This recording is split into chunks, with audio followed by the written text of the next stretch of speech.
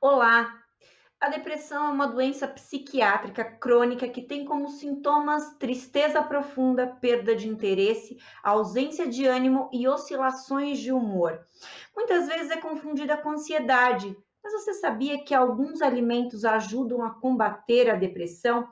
Para nos explicar melhor quais são esses alimentos, recebo no Alesp Conecta de hoje a nutricionista Carolina Pimentel. Doutora Carolina, seja muito bem-vinda à Rede Alesp.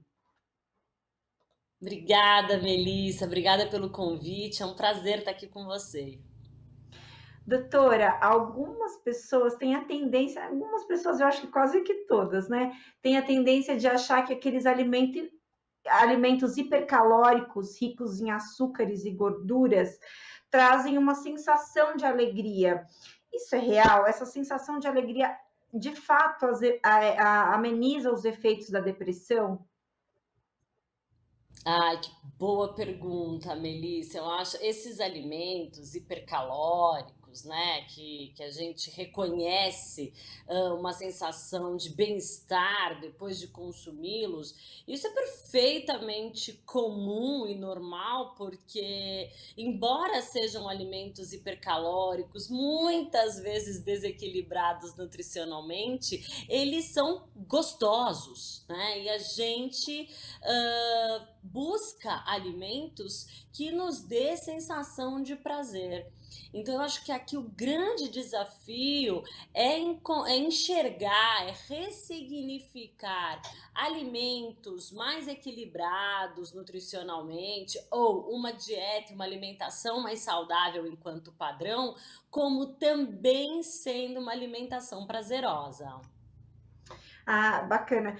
Doutora, e aí, com relação às quantidades, quando a gente percebe um indivíduo que está comendo além da sua necessidade diária, na verdade, comendo por hábito mais do que por necessidade, isso também pode ser considerado um sintoma de depressão? Olha, a depressão, ela tem um espectro muito grande, né? Ela tem Uhum. diferentes, ela tem mais ou menos assim uma cartela de sintomas, mas com graus muito diferentes. Então, o psicólogo, o psiquiatra são os melhores profissionais para dar esse diagnóstico, né?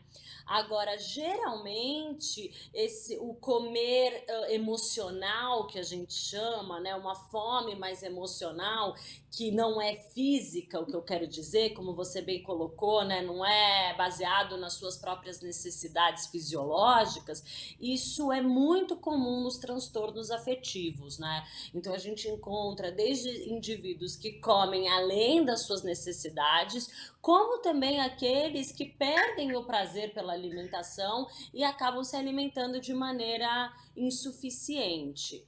Por isso que uma das primeiras percepções é entender se a gente está buscando esse alimento ou se a gente está comendo, né, por fome realmente, ou seja, por uma fome fisiológica, e aí é fácil perceber, o estômago começa a fazer barulho, a gente sente dor de cabeça, apatia, cansaço, isso é fome mesmo, né? Ou se é um comer emocional, porque a gente está entediado, porque está feliz, ou porque precisa preencher algum vazio, alguma situação daquele momento.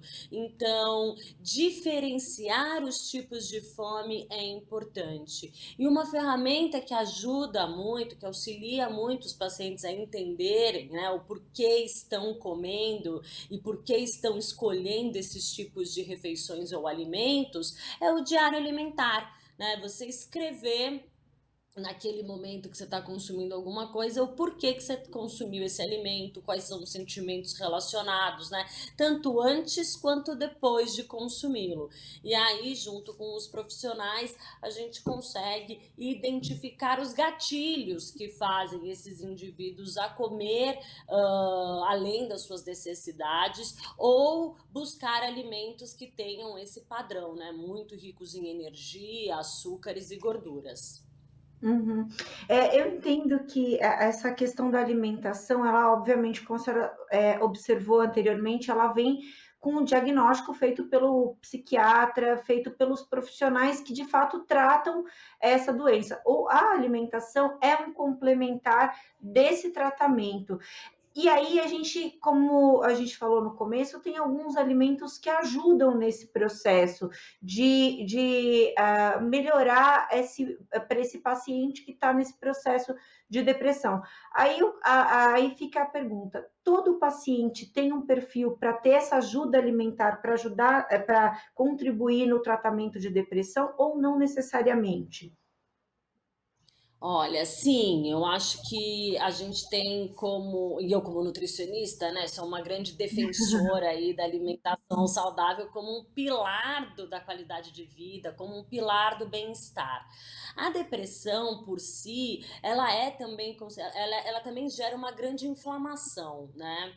E também existem outros mecanismos pelos quais podem influenciar os sintomas da depressão por meio da dieta, que estão relacionados a um eixo que a gente chama eixo cérebro e intestino.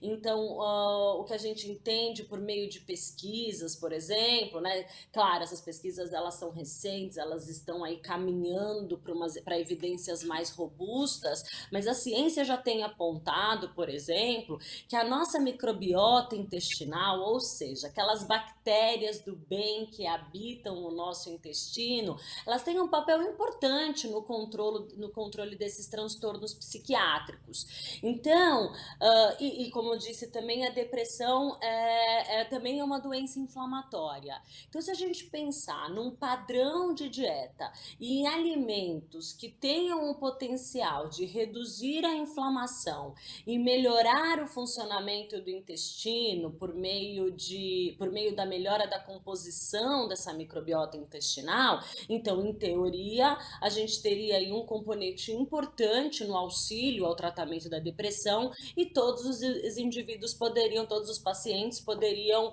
se beneficiar, né, dessa alimentação. E aí vai me perguntar, então quais são esses alimentos? Eu acho que primeiro a gente tem que deixar claro que nenhum alimento por si só é responsável por curar, tratar ou prevenir qualquer tipo de doença. Então o importante aqui é ter um padrão alimentar saudável. E que padrão alimentar seria esse, pensando especificamente no caso da depressão? Uma dieta muito rica em vegetais. Por quê? Esses vegetais, e aí eu tô falando das frutas, hortaliças, cereais, grãos, sementes, os feijões, as castanhas, por exemplo, esses alimentos, eles são ricos em fitoquímicos, que na verdade são componentes que existem nos vegetais que têm justamente esse papel antioxidante e de diminuir a resposta inflamatória, então melhoraria aí no tratamento, né?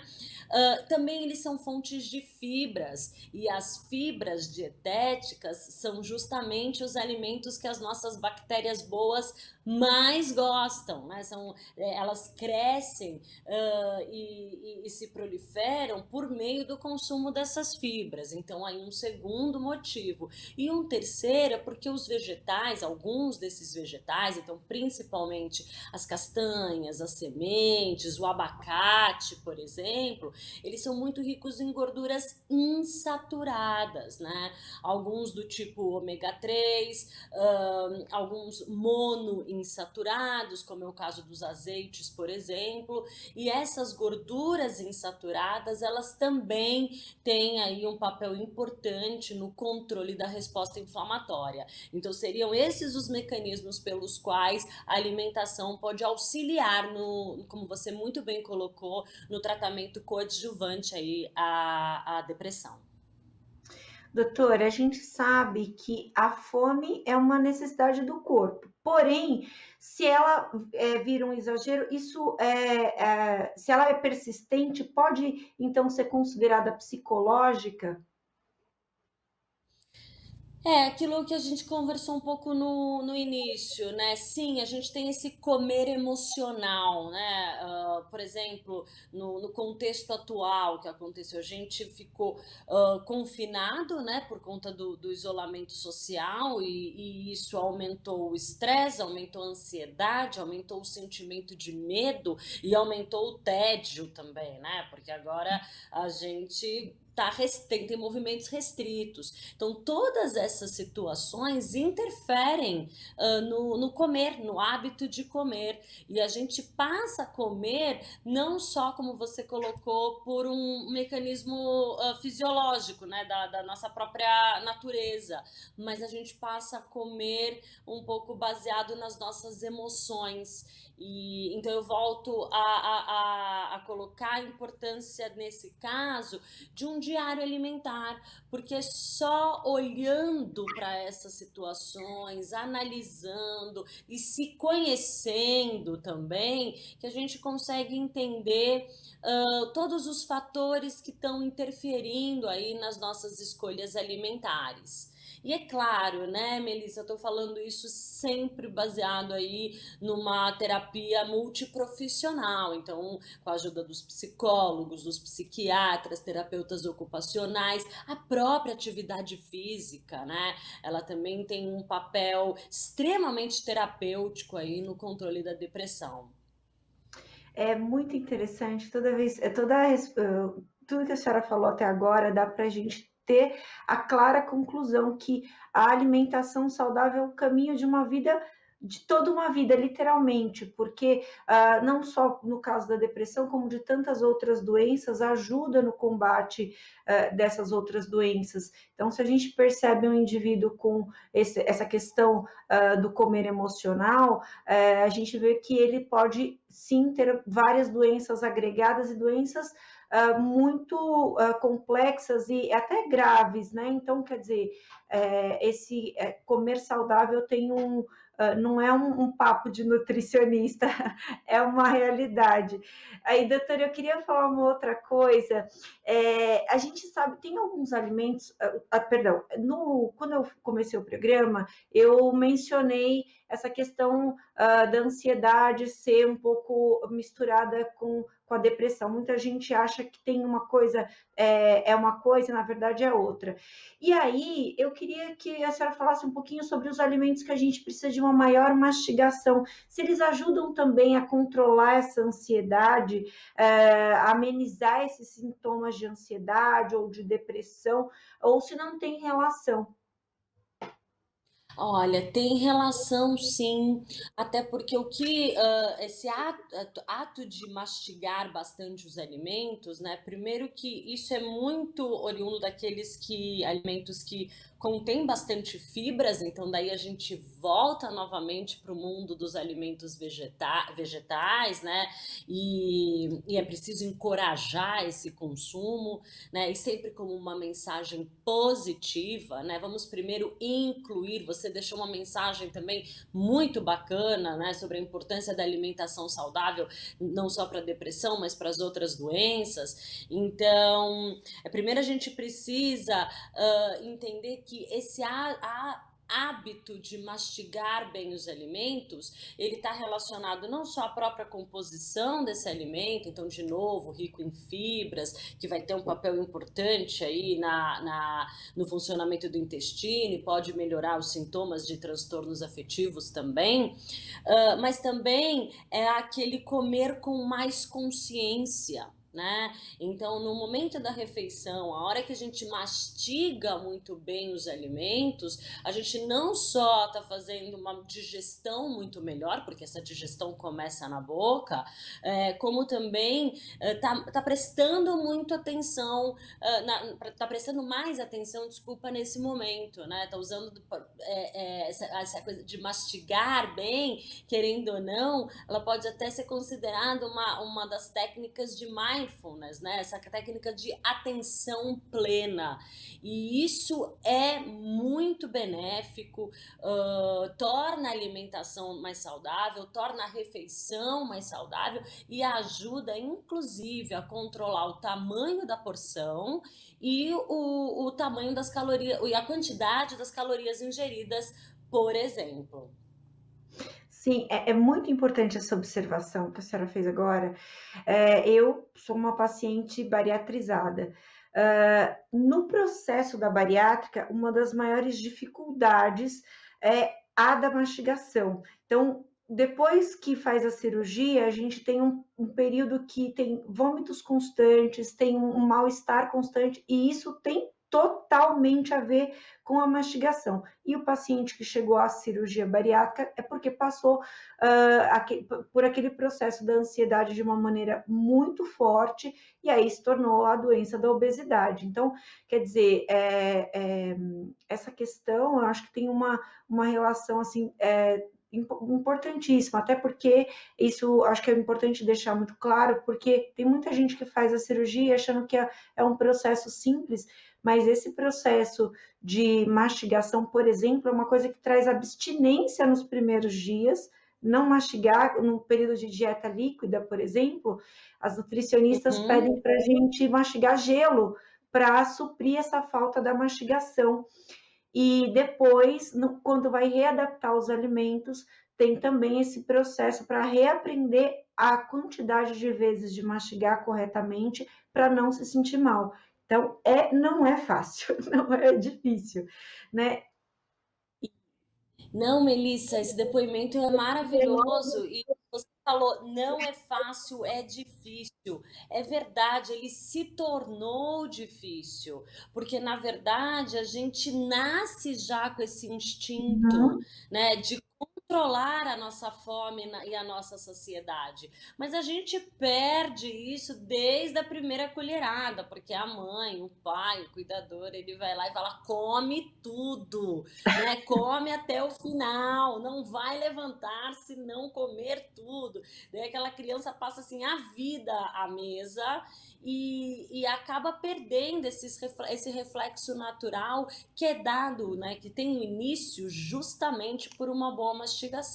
Foi bem isso que você colocou e você passou por esse aprendizado, né? Por esse novo aprendizado, aprender a se alimentar novamente, né? Então eu imagino, eu sei, na verdade, o quanto ele é difícil, mas você é uma prova importante, né?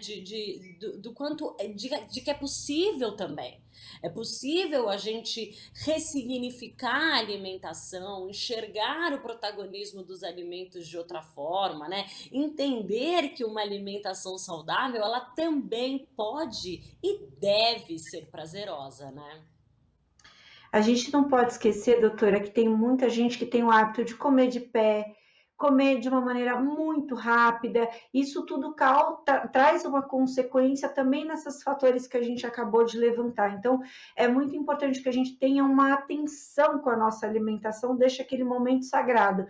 Não é um momento de falar, não é um momento de comer e ficar andando, enfim, é um momento de você ter uma relação ali com a comida mais saudável possível para que você não tenha consequências, não tenha problema e consiga absorver aquele alimento da melhor forma.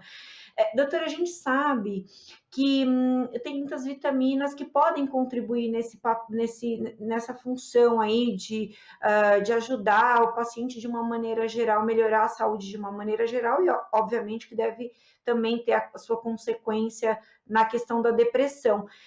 Quais as vitaminas que a gente deve dar prioridade? Aquela história das cores das frutas e dos legumes pode ter relação com as vitaminas? Dá para fazer relação? Por exemplo, eu devo escolher, sei lá, frutas amarelinhas, vermelhinhas, enfim. Como é que é essa relação das cores das frutas também com as vitaminas e essas vitaminas nesse processo todo, né?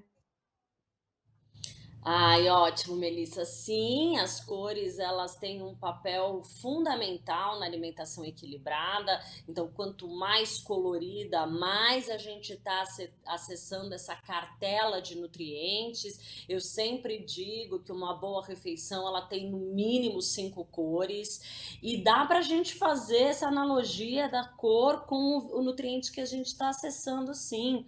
Por exemplo, os alimentos avermelhados, eles são fontes de vitamina A, né, ou de pré-vitamina A, que são os carotenoides. Então, gema de ovo, o leite, quando integral, é fonte de vitamina A, e também os alimentos, o pimentão, o tomate, a abóbora, a cenoura, tudo que vai para essa cartela do vermelho, laranja, também são fontes desses nutrientes, né? Então, a gente tem, por exemplo, os vegetais verde escuros como fonte importante de ácido fólico. O ácido fólico é uma vitamina do complexo B essencial na gestação, né, e para as tentantes também, mas, sobretudo, para aqueles que têm algum dos sintomas ou diagnóstico de depressão. Né? Não só o ácido fólico, como outras vitaminas do complexo B são muito importantes, como a vitamina B1, que a gente encontra em cereais integrais, por exemplo. E aí, trazendo mais para o mundo, né, para esse universo da saúde mental, então o mineral como o magnésio é de muita importância, a B9, né, o ácido fólico, como eu comentei, outras vitaminas do complexo B, como a B1, mas também o ferro e vitaminas antioxidantes que são importantes, como a vitamina C e a vitamina E. A vitamina C a gente encontra em alimentos frescos, frutas e hortaliças, principalmente as frutas cítricas, né? E a vitamina E a gente encontra em alimentos vegetais mais gordurosos, então o abacate, os óleos e os azeites. Muito bem. Doutora, tem algum alimento que que está proibido para quem tem depressão? Algum alimento não é recomendado? Não, não necessariamente. A gente não tem nenhum alimento proibido. O que a gente tem de novo, né? Precisa evitar esse padrão alimentar, essa dieta que é muito rica em calorias, açúcares e gorduras, né? Que no final do dia a gente tem esses alimentos que só tem esse açúcar, gordura e caloria e não tem nenhum desses micronutrientes, não tem nenhuma dessas vitaminas e minerais que eu mencionei que são tão importantes. Então, muito mais do que proibir, é a gente trabalhar, começar esse processo de incluir esses alimentos que têm um papel protetor, não só à saúde mental, mas como a diversas outras doenças, principalmente as doenças crônicas. Ok. Doutora, um dos fatores que a gente sabe que é importante aí no paciente que tem depressão é a dificuldade de dormir, né? Então, e aí eu queria saber se os alimentos têm também podem contribuir com relação a essa questão do sono saudável. Os antigos falam de não comer comida pesada à noite, essas coisas assim. Eu queria que a senhora falasse um pouquinho sobre isso, que eu acho que é super importante para a gente, para ajudar nesse processo, né? O sono também, junto com a nutrição, com a atividade física, com a própria resiliência ao estresse, é aí um dos pilares fundamentais de um estilo de vida saudável, né? Quem não dorme bem não acorda disposto para fazer alguma atividade física e nem para se alimentar aí dessa maneira tão variada, né? Então, o sono reparador é muito importante até na adesão à alimentação saudável, no controle do peso e no controle da depressão também. Só para trazer um dado para você, os Estados Unidos fez uma análise bem completa para tentar relacionar, né, a etiologia assim, o papel do sono na etiologia da obesidade, e eles mostraram que as mulheres que dormiam entre 7 e 8 horas foram aquelas que tiveram o menor ganho de peso em 18 anos. Então, assim, o sono é uma variável de saúde muito importante. E os alimentos, eles podem ajudar, sim. Então, principalmente aqueles que são fontes de triptofano, né? O triptofano é um aminoácido que é aí do mundo das proteínas e ele constrói, né, dentro do nosso corpo uma substância que é responsável justamente por essa sensação de bem-estar, que é a serotonina. Então, consumir alimentos ricos em triptofano podem melhorar a indução ao bom sono. E aí a gente está falando de aveia, frutas como banana, o mel, o leite também.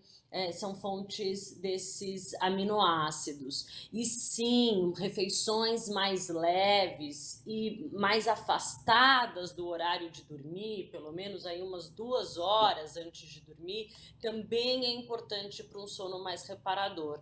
E evitar alimentos que são fontes de cafeína também. Então, alguns refrigerantes, o café, chá preto, por exemplo, até o próprio chá verde também tem algumas quantidades de cafeína. Isso seria importante aí evitar o consumo, pelo menos até o meio do dia, principalmente naquelas pessoas que são mais sensíveis à cafeína. É bom a gente destacar que tem que dormir bem, mas não pode comer coxinha, né? Então, quer dizer, é dormir bem com uma alimentação saudável, é todo um conjunto da obra, né? A gente, até porque todos os esforços do nosso corpo vão estar concentrados em fazer a digestão desses alimentos. Então, quanto uma alimentação mais leve, né, que proporcione bastante mastigação, é importante para a gente ter uma indução, né, começar o sono de uma maneira mais benéfica e poder mantê-lo aí ao longo da noite, né? Outra boa dica, que não está relacionada com a nutrição, é ter horários fixos para dormir e para acordar nesse processo de higienização do sono, né? Até começar a se educar melhor aí para dormir melhor.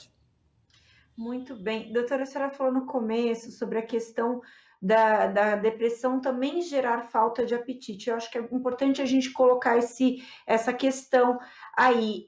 Quando a pessoa, o paciente tem essa identificação do quadro de depressão, está já diagnosticado, existe uma possibilidade de melhorar sem medicação ou necessariamente tem que ter a medicação para auxiliar neste caso específico?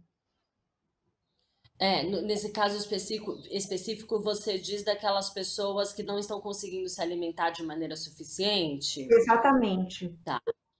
Olha, na verdade, assim, a medicação, todo o tratamento farmacológico é dado pelo psiquiatra, né? E a gente da nutrição, a gente tenta reduzir efeitos colaterais dessa medicação e trabalhar nesse processo de educação nutricional para ter uma alimentação que suporte melhor esse tratamento. No caso das pessoas que não estão conseguindo se alimentar de maneira insuficiente, a gente pode, né, os nutricionistas, eles podem trabalhar com complementos alimentares que são importantes. Por quê? Porque eles têm uma porção reduzida, um volume reduzido, mas são altamente calóricos ou ricos em proteínas, ou oferecem aí 1/3 das necessidades de vitaminas e minerais do dia, né? Então, por que eu estou citando esses produtos, né, de uso clínico? Porque a gente pode indicá-los no volume para aquelas pessoas que não estão conseguindo se alimentar, então elas vão ter uma restrição de volume, né? E num volume menor a gente consegue entregar muito mais nutrientes. Então aí, sim, existem essas ferramentas que nos auxiliam até o paciente voltar a se alimentar de maneira correta, redescobrir esse prazer na alimentação, né? A gente não pode deixar esse indivíduo em carência ou que essa carência se agrave. Então a gente usa suplementos e complementos nutricionais no caso. Doutor, eu tenho um minutinho mais de programa e eu queria que a senhora desse uma dica do cardápio da felicidade ali, rapidamente, café, almoço e jantar, o que que a gente não pode dispensar?